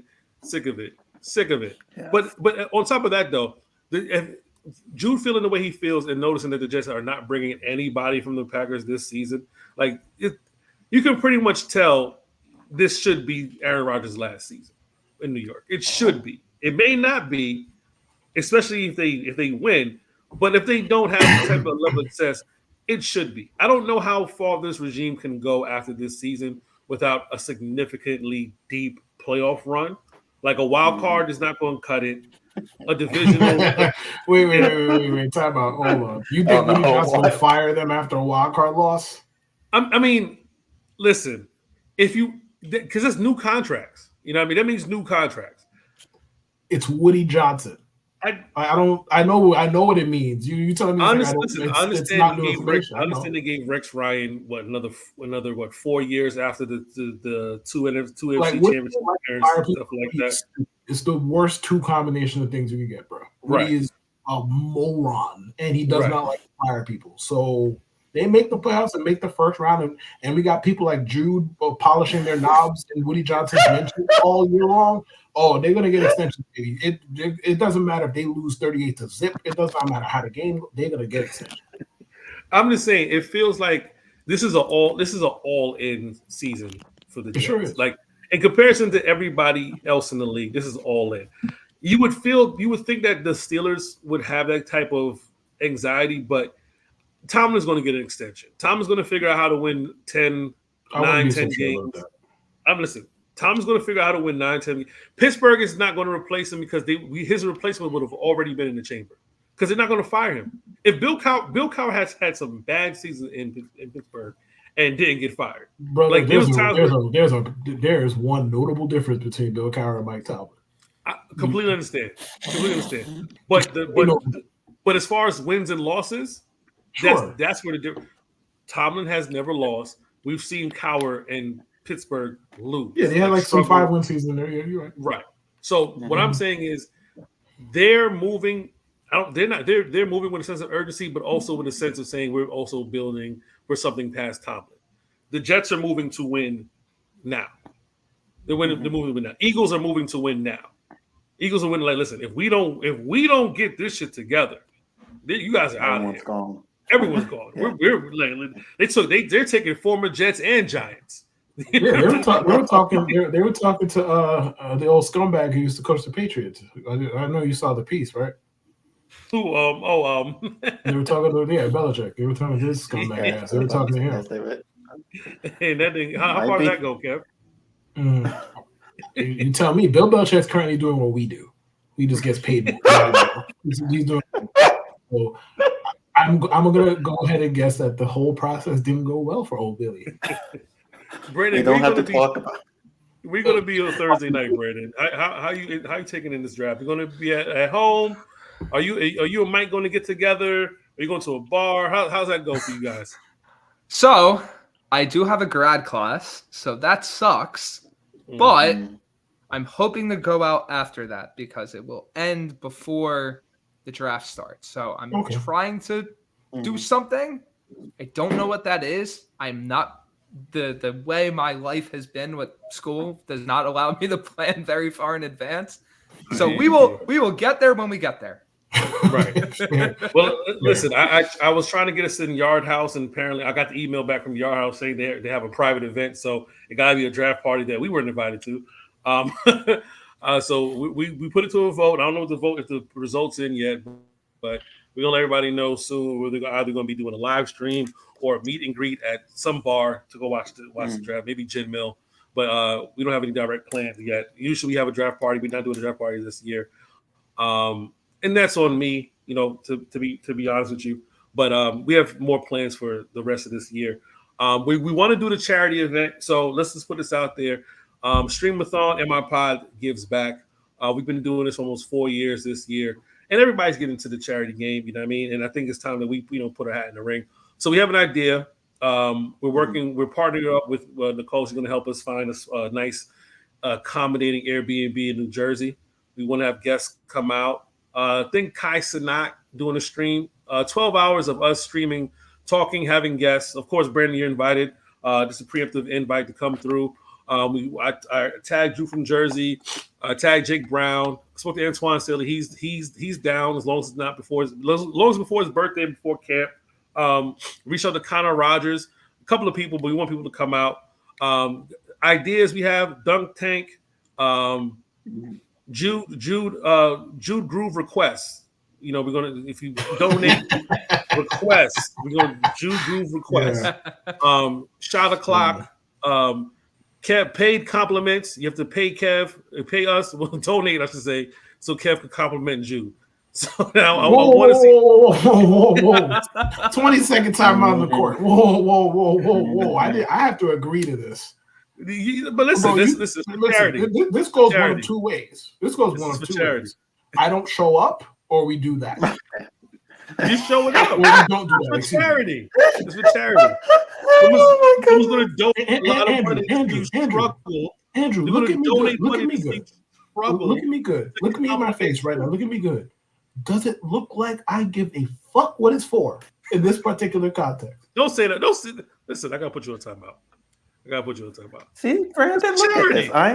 It's for charity, Kev. Come on, man. This is what I go through. I'm just sitting here vibing right now, and Kev just doesn't want to give me one simple compliment. It hurts my feelings, Brandyn. If somebody wants to donate $25 to see you struggle to give Jude a compliment, let them pay and donate for a good cause. What's wrong with you, man? Have a heart. He can even say I'm easy to beat in fantasy. I'm the reason I help him win his fantasy league. I don't even understand why I got ejected from the game. The fuck did I do? I did nothing. I don't know why I got ejected from the game. Come on, Number two. Right. What did I do? Number two, Jude. No, just no. Listen, no, I'm not much. Just no. Shot o'clock where they donate for us to take shots. That's gonna be funny because of real alcohol. Because Jude has never taken a shot of anything more than Fireball whiskey. The dunk tank when we dunk our guests. You know what I mean? What else? Oh, we should dunk Jude. That's Oh, what you we should should dunk Jude. Listen, we're gonna have donation dunk Jude. tiers of who to dunk. Like if Connor Rogers comes through, say, hey, it's gonna cost $100 to donation to dunk Connor Rogers for a good cause. I'm gonna amp it up. The bigger the guest, the bigger the donation to get them in the dunk tank. I mean, bro, just understand that if you say it's $5 to dunk Jude, brother, I'm gonna be in there like James Harden in a strip club, baby. I'm gonna be in there like just dunking Jude. Like, what time is it? It doesn't matter. Right, like he just got dunked 2 seconds ago. Here again, more. Well, we're definitely gearing up for MI Pod Streamathon in New Jersey. We're looking for a lot of Jets Twitter. There are people in Jets Twitter who are not going to be invited. Don't make me have to say your name. You're not invited, so don't even think about DMing us and saying, "Oh, how can we help?" Be a solid partner or whatever. You can help by getting the fuck out of my right. face. Help by getting the fuck out of my face. So you're not invited, and you know why you're not invited. So don't even think about it. But I would love to see Drew from Jersey. I would love to see you come out for the Streamathon. Who else? Joe Caparosa. I would love to see you come out to the Streamathon. If Michael Nania comes out to the Streamathon, if he comes out to the Streamathon, I will donate 50 of my own dollars. I will dunk myself. I'll put 50 on that. I'll put 50 on that myself. Yeah, we try to get everybody to come out. It's gonna be great. We have different causes that we're choosing from. I have a charity that I'm trying to work for. They're called Just Cause. I donated them before. They donate backpacks and school supplies to students, underprivileged students. So I'm really trying to get them on board to be a part of this. So do us a favor, follow us on YouTube. We're trying to get to at least 500 subs before the event, so we can stream to as many people as possible. So that's what we're up to. I'm gonna keep talking about it until it gets done. We're trying to raise more money than anybody on Jets Twitter to give back to multiple causes at once. Fuck it. That's my overall goal. But if we can at least help, if we can help out one person, I'm fine with that as well. So definitely support us, follow us on Instagram and on Twitter at MyPod69. Make sure you follow us on TikTok at _initial_pod. And before Jude gets too excited, the show's not done. The show's not done. The show's just beginning, man. You know the show can't done without this. It's the moment we've all been waiting for. Pull up a seat and get off your feet for Judes Grooves. You can beg, you can cry, but it is inevitable, Jude, that you must groove. Judes Grooves, ladies and gentlemen. Here we go. Kev sent me perhaps the longest one I've ever had to read. It's literally like 4 screenshots, and I'm just like, what the fuck is this? Like it's legit like 4 screenshots. Just you wait, Brandon. Let me turn my volume up. Here we go. I ain't got no motherfucking friends. That's why I fucked your bitch. You fuck motherfucker. Take money. West Side, bad boy killers. Take money. You know who the realest is. We bring it too. Take money. Take money. Okay, first off, fuck your bitch and the click you claim. Okay. West Side where you ride, come equipped with game. You claim to be a player, but I fucked your wife. We bust on bad boys. Niggas fucked for life. Plus Puffy trying to see me. Weak hearts I rip. Biggie Smalls and Junior MAFIA, some mark-ass bitches. We keep on coming while we running for your jewels. Steady gunning, keep on busting at them fools. You know the rules. Little Caesar, go ask your homie how I'll leave you. Cut your young ass up, leave you in pieces. Now be deceased. The fuck? Little Kim, don't fuck around with real G's. Quick to snatch your ugly ass off the streets, so fuck peace. Is this like kidnapping? I'll let them niggas nose on for life. Don't let the West Side ride the night. Haha. Bad boys murdered on wax and killed. Fuck with me and get your calves peeled, you know. Peep how we do it. Keep it as real as Pentatary still. There ain't no freestyle battle. All you niggas getting killed with your mouths open. Trying to come up off me. You in the clouds hoping, smoking dope. It's like a Sherm high. Niggas think they learned to fly, but they burn, motherfucker. You deserve to die. Thinking about you getting money, but it's funny to me. Oh, you niggas living bummy. Why are you fucking with me? I'm a self-made millionaire. Dog living. Out of prison. Pistols in the air. Haha. Biggie, remember when I used to let you sleep on the couch? Oh, this is personal. And beg a bitch to let you sleep in the house. Now it's all about Versace. You copied my style. 5 shots couldn't drop me. I took it and smiled. Now I'm back to set the record straight with my AK. I'm still the dog that you love to hate. Motherfucker, I'll hit him up. Oh my goodness. I never knew I needed hit 'em up and slam poetry, but I guess I did. It's still more. Now you tell me who won. I see them. They run. Haha. They don't want to see us. Take money. Whole junior mafia clique dressing up, trying to be us. Take money. How the fuck they gonna be the mob when we're always on our job? We millionaires. Killing ain't fair, but somebody gotta do it. Oh yeah, Mob Deep. You wanna fuck with us? You little young ass motherfuckers. Don't one of you niggas got sickle cell or something? This is invasive. You fucking with me, nigga. You fuck around and catch a seizure or a heart attack. You better back the fuck up before you get smacked the fuck up. This is how we do it on our side. Any of you niggas from New York that want to bring it, bring it. But we ain't singing. We bring in drama. Fuck you and your motherfucking mama. We're gonna kill all of you motherfuckers. Now when I came out, I told you it was just about Biggie. Then everybody had to open their mouth with a motherfucking opinion. Well, this is how we're gonna do this. Fuck Ma Deep. Fuck Biggie. Fuck Bad Boy as a staff, record label, and as a motherfucking crew. And if you want to be down with Bad Boy, then fuck you too. Chino XL, fuck you too. All you motherfuckers, fuck you too. Take money, take money. All of your motherfuckers, fuck you. Die slow, motherfucker. My 44, make sure kids don't grow. Wow, this is crazy. What the fuck? Oh, damn. You motherfuckers can't see us or see us. We motherfucking thug like riders, west side till we die. Out here in California, nigga, we warned you. We'll bomb on you, motherfucker. What the fuck did they do? We'll do our job. Thank you, mob. Nigga, we the motherfucking mob. Ain't nothing but killers and the real niggas. All you motherfuckers feel us. Our shit goes triple and 4 quadruple. Take money. You niggas laugh because our staff got guns under their motherfucking belts. You know how it is. When we drop records, they felt. You niggas can't feel it. Read the realist. Fuck them, we bad boy killers. We killers. We killers. We killers. What is this? Like, I want to know what exactly did they say that warranted this? Like, wasn't it too much? Too much. Too much. It's a long story. Too much. Yo, when Kev said what we do for to pick a song with Judes Grooves, I was like, Tupac, hit him up. all the beef songs that are out there right now with Drake and Cole and Kendrick and Ross, it still pales in comparison to what Tupac did to Bad Boy. And you know why? Because that man drove to whatever studio mad as shit, and then did that. That's all this is. There was no lyrical skill needed for this. He was just mad as fuck. That was real hate. That was real. Right. He was just mad as shit, bro. You gotta be mad as fuck to be like, don't one of you niggas got sickle cell or something. You gotta be mad.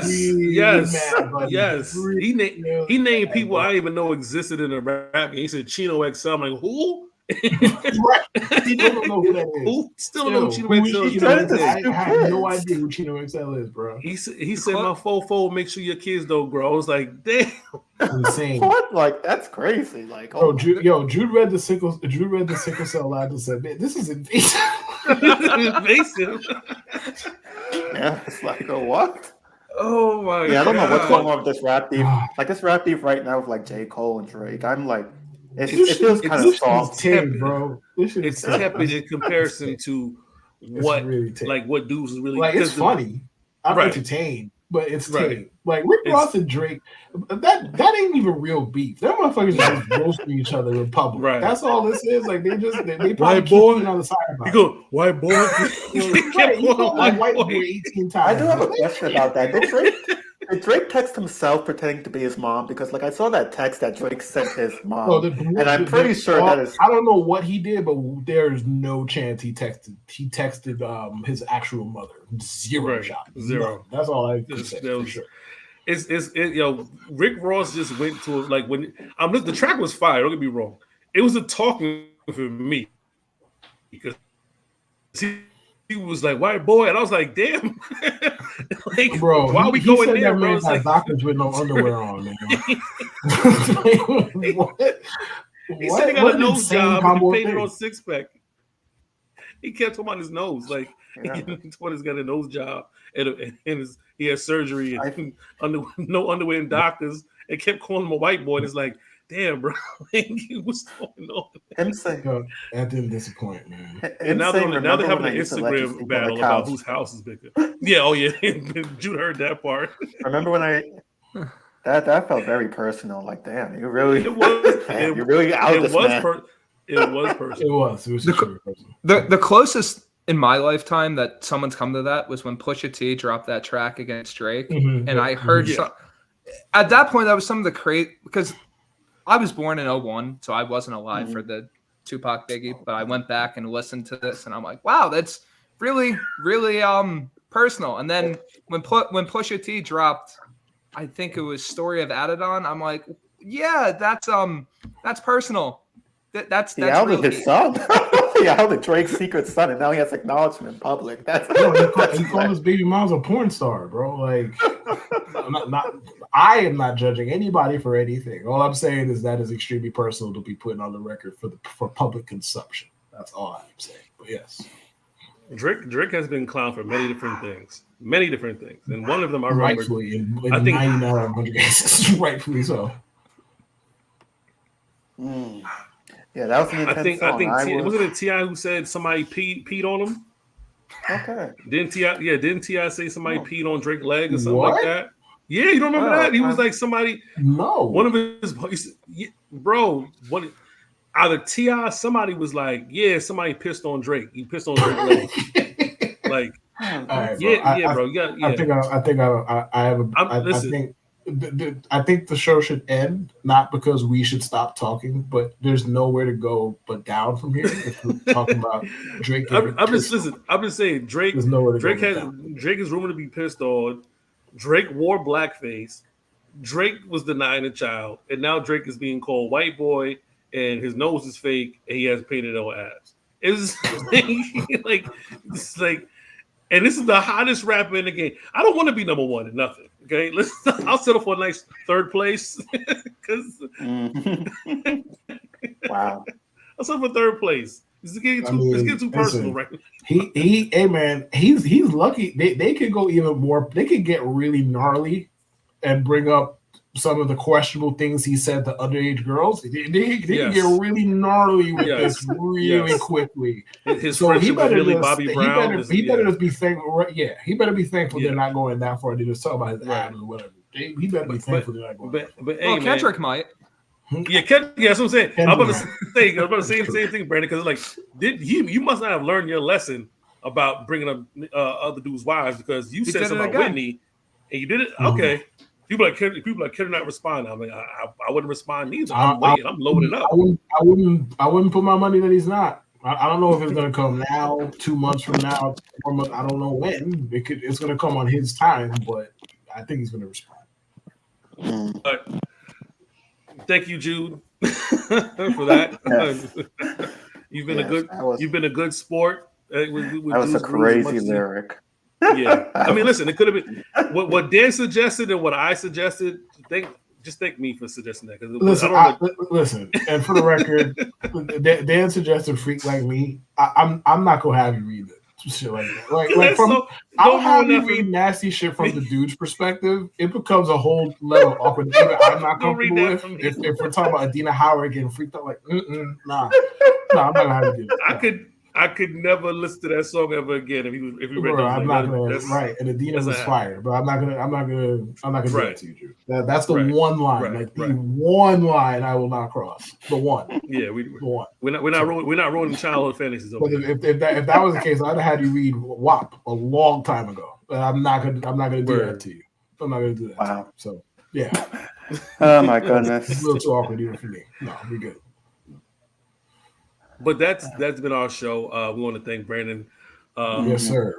I'm not going to try to say his last name because you said it, and I feel like I'm gonna mess it up Pokrass. Close. That's all I got. That's all I got. No more. That's all I got, man. I'm hitting the exits, bro. That's all I got. That's crazy. Follow Brandon on Twitter at BBOK24. Follow Jude Truth at Jude Truth. Follow Kevin Lewis at KLEW24. A lot of 24s on this episode. And listen to the podcast Only Two Teams That Matter with Kevin Lewis and Coley Mick on the Underdog Fantasy Network. Shout out to the Underdog Fantasy Network. Again, follow us on TikTok, middle_edition_pod on TikTok. We just had the video hit 4,000 views for the very first time. Shout out. And make sure you follow us on Instagram and on Twitter at MIPod69. Any final words before we go, Brandon? All I want to say is thank you guys so much for having me on. This was an absolute blast, and can't wait to come on again. Yes, sir. Definitely appreciate going to you. have you on again. Appreciate you for giving us your Appreciate time. you. Thank you. And stay inspired by 69. Oh, I got a name. BPOC. Peace.